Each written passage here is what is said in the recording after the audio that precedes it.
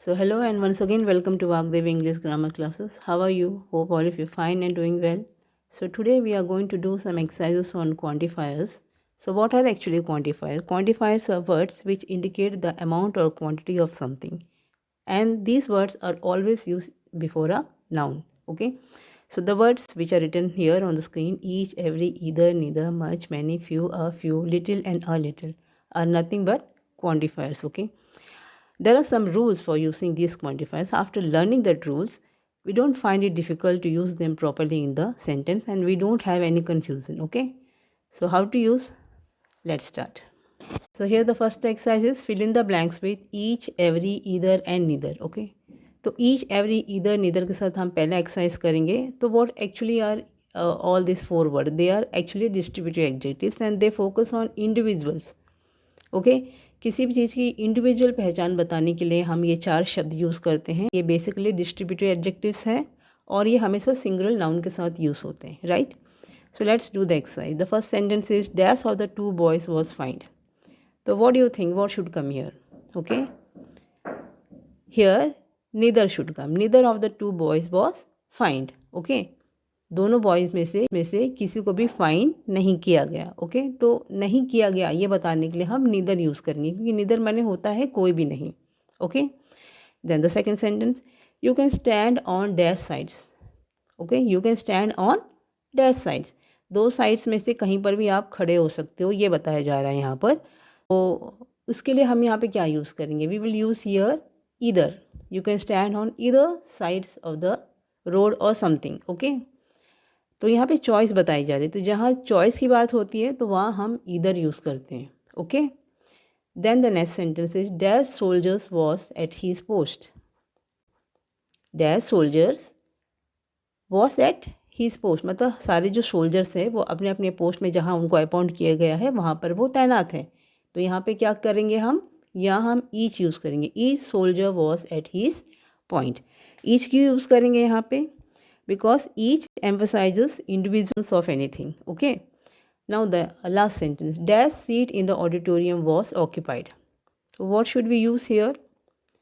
Auditorium में जहाँ पर सारी सीटें भर गई हैं तो हम यहाँ पे एवरी यूज़ करेंगे. Every seat in the auditorium was occupied. But why we use every over here? Because every focuses on all members of a group. Okay as individual. Every तब यूज़ करते हैं हम जब पूरी सारी ग्रुप को एक साथ हम ऐसा इंडिविजुअल बताते हैं तो हम एवरी यूज़ करते हैं. Okay that's why we will use every in this sentence. Every seat in the auditorium was occupied. तो नीदर तब यूज़ करते हैं जब हम को ये बताना होता है जहाँ कोई भी चीज़ हम कंसिडर नहीं कर रहे हैं. ईदर तब यूज़ करते हैं जब या तो हमें चॉइस होती है दो चीज़ों में से करने को. ओके तो ये दो चीज़ में चॉइस करने के लिए भी यूज़ करते हैं या फिर वो किसी एक चीज़ को बताने के लिए भी इधर यूज़ करते हैं. और ईच कब यूज़ करते हैं? जब ओनली एक इंडिविजुअल पर्सन के बारे में बताना या इंडिविजुअल चीज़ के बारे में बतानी है तो हम ईच यूज़ करते हैं. और एवरी तब यूज़ करते हैं जब हम ऑन द होल पूरे ग्रुप को एक साथ कंसिडर करते हैं तब हम एवरी यूज़ करते हैं. Okay so coming to the second exercise fill in the blanks with less और फ्यूअर. ओके लेस और फ्यूअर किसके लिए यूज़ करते हैं? ये जो दो क्वांटिफायर्स हैं वो एक्चुअली बेसिकली किसके लिए यूज़ किया जाता है? ये किसी चीज़ के डिक्रीज़ होना बताने के लिए यूज़ किया जाता है. समथिंग इज़ डिक्रीजिंग ये बताने के लिए हम लेस और फ्यूअर यूज़ करते हैं. लेकिन दोनों को यूज़ करने की कैटेगरीज अलग अलग हैं. लेस हमेशा अनकाउंटेबल्स के साथ यूज़ होता है जैसे मिल्क, वाटर, रेन, मनी. इस तरह की चीज़ जो अनकाउंटेबल है जिन्हें हम काउंट नहीं कर सकते हैं ऐसे नाउन के साथ हम लेस यूज़ करेंगे. और वो चीज़ें जिन्हें हम काउंट कर सकते हैं बेसिकली उनके साथ हम फ्यूअर यूज़ करते हैं. ओके तो ये बेसिक चीज़ है जो ध्यान रखनी चाहिए. अनकाउंटेबल के साथ हम लेस यूज़ करते हैं और काउंटेबल चीज़ों के साथ हम फ्यूअर यूज़ करते हैं. Right so let's do this exercise now. His earnings are no dash than 5,000 rupees every day. Okay मतलब ये जो भी पर्सन है उनकी जो अर्निंग्स है वो 5,000 रुपये से कम हर दिन की नहीं है. तो यहाँ पे बात किसकी हो रही है? मनी की हो रही है. और अभी हमने बात किया मनी क्या है? अनकाउंटेबल चीज़ है.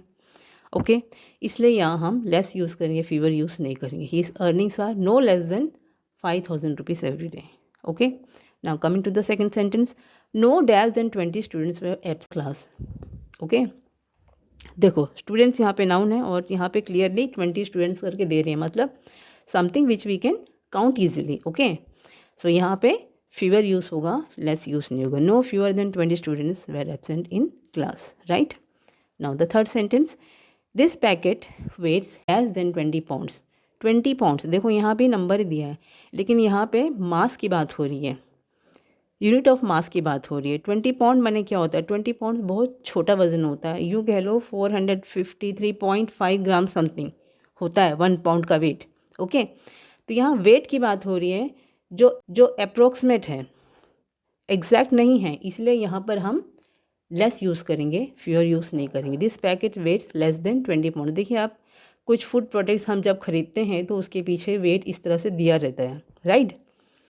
Now coming to the last sentence, no dash than 1000 civilians have been killed in the air raids. Okay, तो देखिए 1000 सिविलियंस कह रहे हैं। आपको पता है सिविलियंस किसको बोलते हैं? देखिए एक डिफेंस पर्सनस होते हैं, एक सिविलियंस होते हैं। डिफेंस पर्सनस वो होते हैं जो navy, army, air force, BSF, CRPF इस तरह के पोस्ट में होते हैं, तो उनको हम डिफेंस पर्सनस कहते हैं। और बाकी जो आम लोग होती है देश की, उसे हम सिविलियंस कहते हैं। We are also civilians. Okay, so यहाँ पे जो सिविलियंस है, मतलब 1000 सिविलियंस अगर यहाँ पे कह रहे हैं तो वो काउंटेबल नाउंस होता है। ओके, इसीलिए यहाँ पे फ्यूअर यूज़ करेंगे, लेस यूज़ नहीं करेंगे। No fewer than 1000 civilians have been killed in the air raids, right. Now here the third exercise is fill in the blanks with much और many. Okay, so much or many are what? Much or many are quantifiers. Okay, they are quantifiers and they means a large amount of something. Okay, and the one thing which we should keep in mind while dealing with this is with which type of nouns they are used. Like the previous one, we have noticed that less and fewer is used with countable and uncountable nouns. Like that, much and many is also used with countable and uncountable nouns. Okay, much जो है वो हमेशा uncountable nouns के साथ use किया जाता है। Okay, और मैनी जो है वो हमेशा काउंटेबल नाउन के साथ यूज़ किया जाता है।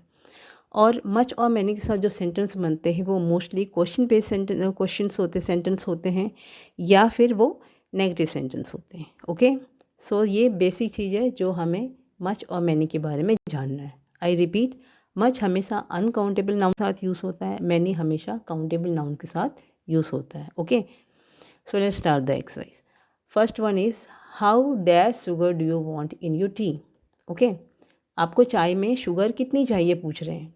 तो क्वेश्चन तो एक क्वेश्चन बेस्ड सेंटेंस हो गया, मतलब इंटरोगेटिव सेंटेंस हो गया फर्स्ट ऑफ ऑल। ओके, तो यहाँ पे मच और मैनी में से क्या आएगा?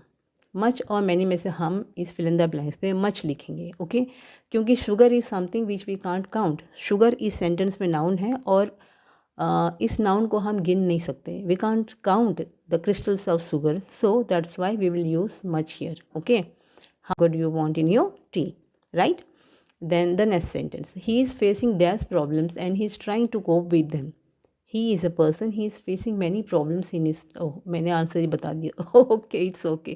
He is facing many problems and he is trying to cope with them. Okay, problems is something which we can count. देखो लाइफ में जो प्रॉब्लम्स आते हैं वो हम गिन सकते हैं, something which we can count easily. Okay, so that's why we will use many over here. Okay, then the third sentence, how dash times have you been to Shimla. मतलब यहाँ पूछे जा रहा है कि आप शिमला कितने बार गए। ओके, तो किसी के जाने आने की ट्रिप को भी हम गिन सकते हैं ना, वो भी एक काउंटेबल नाउन में आता है। That's why we will use again many over here. Okay, how many times have you been to Simla, right? Now coming to the last sentence, we don't get dash rain here. हमारे यहाँ इस बार बहुत कम बारिश हुई। तो क्या use करेंगे यहाँ पे? मच यूज़ करेंगे, क्योंकि रेन जो नाउन है वो अनकाउंटेबल नाउन है। We can't count the rain. Okay, so we don't get much rain here. तो रेन के साथ भी हम मच यूज़ करेंगे। Okay, now coming to the last exercise, fill in the blanks with few, a few, little and a little. Okay, तो ये जो 4 quantifiers है बहुत कंफ्यूजिंग है। ये 4 क्वांटिफायर्स बेसिकली हम कब यूज़ करते हैं? जब हम किसी चीज़ की क्वांटिटी बताते हैं, राइट, फर्स्ट। दूसरा जो ध्यान में रखने वाली बात है, यहाँ पे फ्यू और अ फ्यू हम हमेशा काउंटेबल नाउन्स के साथ यूज़ करते हैं। जब हम काउंटेबल चीज़ों की बात कर रहे हैं तो हम फ्यू या अ फ्यू यूज़ करते हैं first. First of all, okay. और लिटिल या अ लिटिल तब हम यूज़ करते हैं जब हम अनकाउंटेबल चीज़ों के बारे में मेंशन कर रहे हैं, बात कर रहे हैं, तब हम लिटिल या अ लिटिल यूज़ करते हैं, राइट। तो ये सेकंड चीज़ ध्यान रखने वाले। थर्ड जो चीज़ ध्यान रखने वाली बात ये है कि फ्यू और little with all article, few और लिटिल तब यूज़ करते हैं जब हमको ये बताना होता है कि कोई भी चीज़ की मात्रा एकदम ना के बराबर है, बहुत ही कम है या फिर ना के बराबर है। ये बताने के लिए हम फ्यू या लिटिल यूज़ करते हैं। और अ फ्यू अ लिटिल तब यूज़ करते हैं जब हमें ये बताना होता है कि कोई चीज़ की मात्रा थोड़ी बहुत है, पूरा ज़ीरो नहीं है, थोड़ी बहुत है, ये बताने के लिए हम अ फ्यू या अ लिटिल का यूज़ करते हैं। तो बेसिकली ये चीज़ें ध्यान रखनी पड़ती है जब हम इन 4 क्वांटिफायर्स के साथ काम कर रहे होते हैं, right. Now let's start doing the exercise. The first one is dash customers have come to the shop and we are busy, okay. तो ये सेंटेंस पढ़ के क्या पता चल रहा है कि ये सेंटेंस एक पॉजिटिव सेंस दे रहा है, ओके। दूसरा, कस्टमर्स जो है वो एक काउंटेबल नाउन है, that's why the quantifier which we use here is a few. A few customers have come to the shop and we are busy. Shop में थोड़े कस्टमर्स आए हैं और हम बिजी हैं। और अभी हमने बात किया ना, अ फ्यू तब यूज़ करते हैं जब हम काउंटेबल चीज़ों के बारे में बात कर रहे होते हैं और वहाँ पे किसी चीज़ की मात्रा थोड़ी बहुत होती है तो हम अ फ्यू का यूज़ करते हैं, okay. Now the second sentence, Vicky has made dash progress and he is quite happy about it. Vicky जो भी व्यक्ति है उन्होंने अपने काम में थोड़ा प्रोग्रेस किया है इसलिए वो बहुत हैप्पी है। तो ये एक पॉजिटिव सेंस दे रहा है, ओके। ये सेंटेंस एक पॉजिटिव सेंस दे रहा है। दूसरा, progress is something which we can't count. Progress जो नाउन है उसको हम काउंट नहीं कर सकते हैं, वो अनकाउंटेबल है। यहाँ पर एक पॉजिटिव सेंस भी दे रहा है और प्रोग्रेस जो वर्ड है वो अनकाउंटेबल है, इसलिए यहाँ पर हम अ लिटिल यूज़ करेंगे, okay. Vicky has made a little progress and he is quite happy about it. Now coming to the third sentence. Ram has made dash progress in his work and he is quite unhappy. Ram ने भी progress किया है लेकिन वो unhappy, मतलब ये sentence एक negative sense they रहा है फर्स्ट ऑफ ऑल, ओके। और उन्होंने प्रोग्रेस किया लेकिन वो हैप्पी नहीं है, वो अनहैप्पी है, मतलब उनका जो प्रोग्रेस का लेवल है बहुत कम है, मतलब ना के बराबर है। इसीलिए हम यहाँ पे लिटिल यूज़ करेंगे, ओके। अगेन प्रोग्रेस अनकाउंटेबल है और एक नेगेटिव सेंस भी दे रहा है, ओके। इसलिए यहाँ पर हम लिटिल यूज़ करें। Ram has made little progress in his work and he is quite unhappy. Now coming to the last sentence, I cannot lift this box, I need a little help, okay, right. यहाँ पे ये बता रहे हैं कि वो व्यक्ति जो भी है वो बॉक्स अकेले उठा नहीं सकते and he need help, okay.